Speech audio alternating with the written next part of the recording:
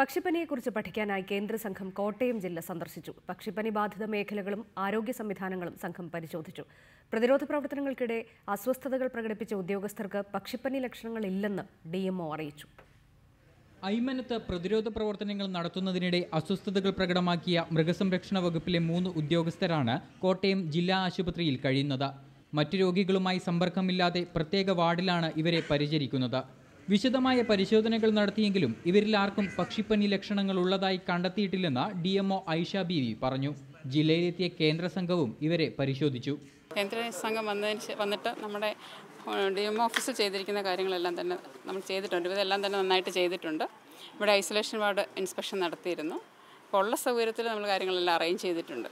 പക്ഷിപ്പനി ബാധിത പ്രദേശങ്ങൾ, മേഖലയിലെ ആശുപത്രികളിലെ സൗകര്യങ്ങൾ എന്നിവയും സംഘം പരിശോധിച്ചു. വിദഗ്ധ ചികിത്സയ്ക്കായി മെഡിക്കൽ കോളേജിൽ ഏർപ്പെടുത്തിയ സൗകര്യങ്ങളിലും കേന്ദ്ര സംഘം തൃപ്തി രേഖപ്പെടുത്തി. റിപ്പോർട്ടർ, കോട്ടയം.